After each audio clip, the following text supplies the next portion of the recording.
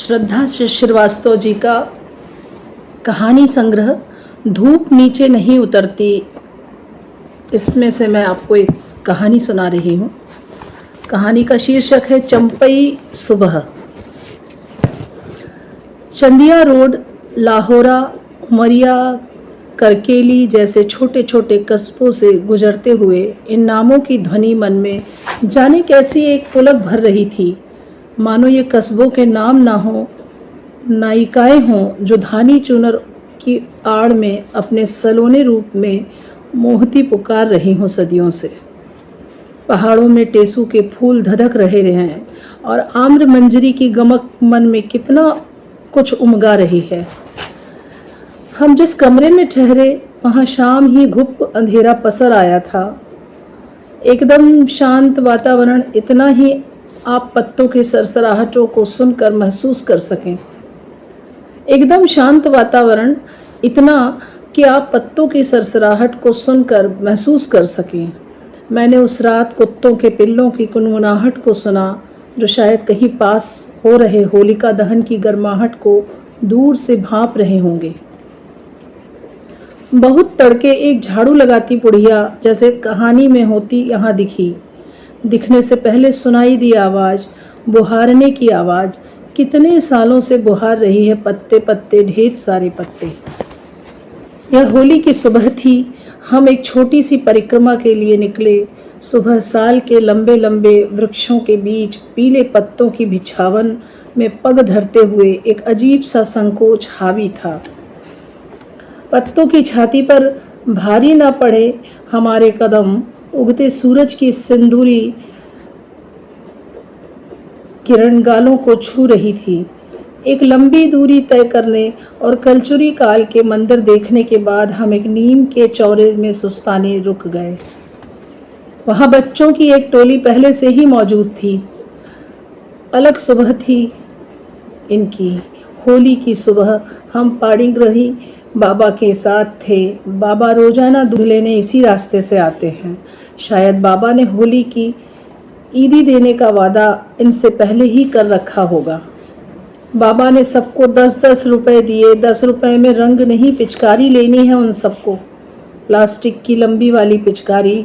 रंग वहाँ के मंदिर के परिसर में घुलता है। यहाँ मंदिर में सामूहिक होली का चलन है। आवाजाही शुरू होते उसके पहले ही हम अपने ठिये से पहुंच चुके थे।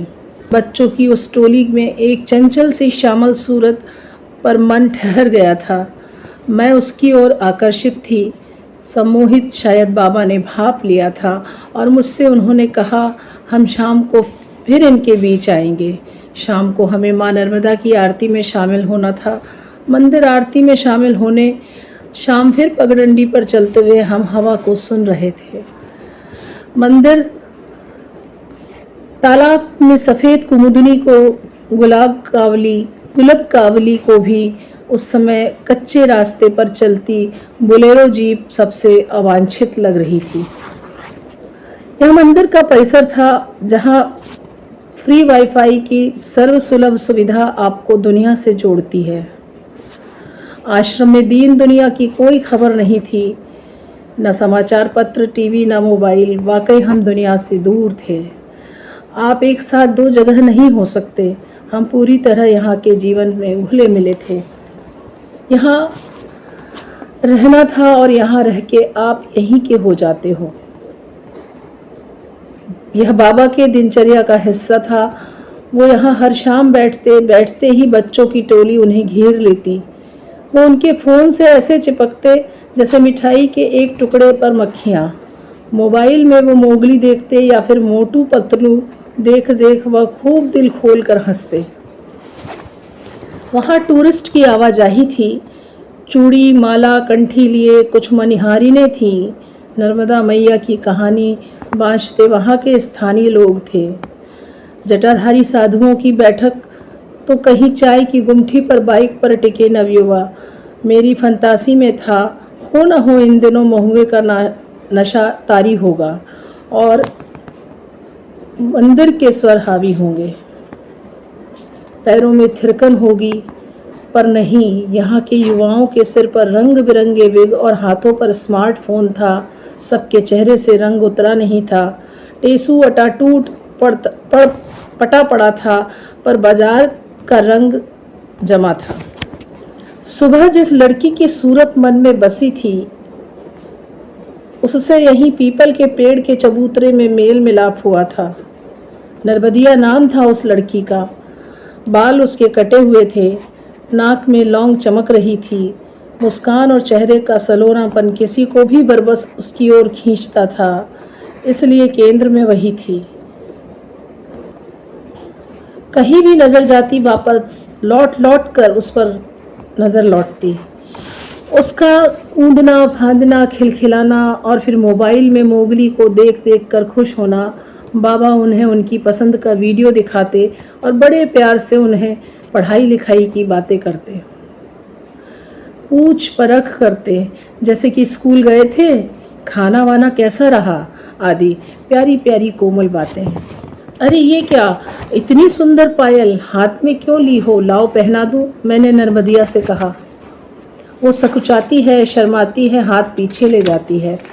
उसके हाथ से पायल ले, अपने हाथ में उसका पैर आगे कर मैं उसे पायल पहनाती हूँ। मैं जानती थी यह पायल उसके किसी परिक्रमावासी ने दी होगी। मैं जानती थी यह पायल उसे किसी परिक्रमावासी ने दी होगी। कम से कम धर्म के नाम पर ही सही कुंवारी कन्याओं को थोड़ा भाव तो मिल ही जाता है। वो पायल उसके धूल से सने पैरों में अलग से चमक रही थी।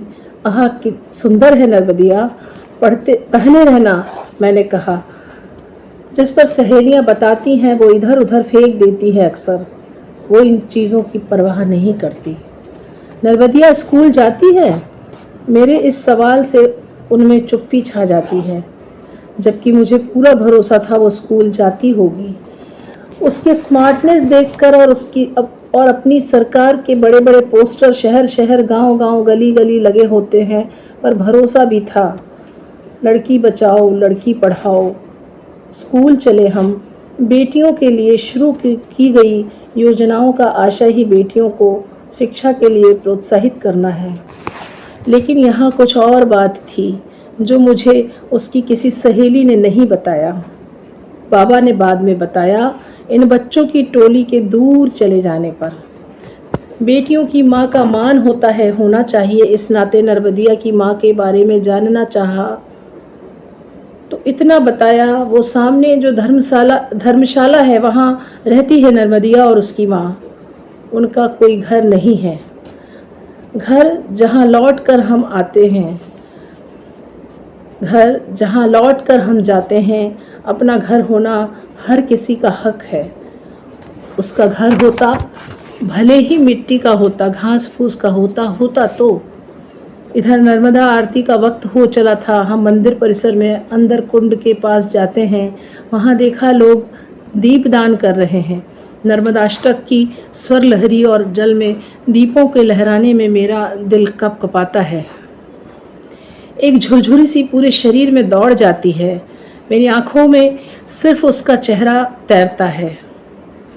कल एक शाम उससे फिर मिलूंगी, उसकी माँ से भी।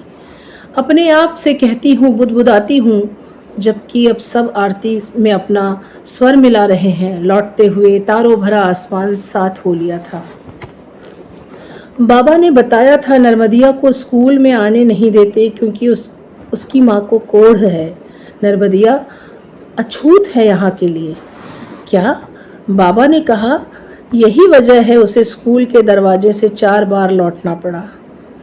जब तक वो स्कूल जाकर स्कूल के मास्टरों को घुड़की देते हैं, लेकिन कुष्ठ रोग के उपचार हैं। एक बार फिर कुष्ठ मुक्त भारत का विज्ञापन आंखों से गुजरता है। यकीन नहीं हुआ आज के समय में कोई ऐसा भेदभाव कैसे कर सकता है। बाबा ने बताया, उनकी कोशिश है वो स्कूल जाए और वो किसी तरह उसे बहला फुसला लेते हैं तो लोकल लोग परेशान करते हैं। बात की गंभीरता मैं स्वीकार नहीं कर पाती हूँ। वो अभी छोटी है, उससे मैं कैसे कहूँ कि दुनिया बहुत जालिम है। जब तुम यौवन की दहलीज पर कदम रखोगी तब लोगों की नज़रें बदल जाएंगी। पढ़ लेना अच्छा है नर्बदिया। बाबा की ओर भी क्या देखूं, जो अपने जीवन का समस्त वैभव छोड़कर सन्यासी बन गए हैं। वे यहाँ कुछ दिन ठहरे हैं, कुछ दिन बाद वे पुरी लौट जाएंगे। कौन किसका हुआ है? जोहिला, सोन और नर्मदा की अनूठी सी कहानी मन में बसाए। अगले दिन कपिल धारा, दुग्ध धारा, माई का मड़वा देखने के बाद मैं उसी पीपल के पेड़ के पास जाती हूँ, अलग से उससे मिलने, जहाँ वो मेरे आने का इंतज़ार करती रहती है। जहाँ वो मेरे आने का इंतज़ार करती मिलती है, वो बहुत खुश है। मैं उसकी माँ से जो मिलने वाली हूँ, उसकी माँ से मिलूँगी। सोचा था माँ से मिलूँगी तो कहूँगी नर्मदिया को स्कूल किसी तरह भेजिए। उसकी लाचारी देख मैं कुछ न कह सकी। वो पूरी तरह अशक्त थी। माँ ने कहा, मेरी नर्मदिया कितनी अच्छी है, और उनके आंसू बहे जा रहे थे। नर्मदिया का बचपन वहाँ कहीं नहीं था। वो ही माँ को खिलाती पिलाती, नहलाती, कंघी चोटी करती। मैं पूछ भी न सकी नर्मदिया के पिता के बारे में, क्योंकि आज तो वो नहीं ही है। अब नर्मदिया से विदा लेने का वक्त आ गया। मैंने उसे झूठी तसल्ली दी, माँ जल्दी अच्छी हो जाएगी। नर्मदिया ने कोई सवाल अब तक नहीं किया था। क्या मेरे बारे में उसे कुछ भी नहीं जानना था? मैंने उससे कहा, मैं कल जा रही हूँ। वो मुस्कुरा दी। स्कूल जाएगी ना नर्मदिया? वो मुस्कुराती रही, दूर तक हाथ हिलाती रही। नर्मदिया सचमुच चंपई सुबह जैसी थी। यह कहानी श्रद्धा श्रीवास्तव के कहानी संग्रह धूप नीचे नहीं उतरती से मैंने आपको सुनाई। शुक्रिया।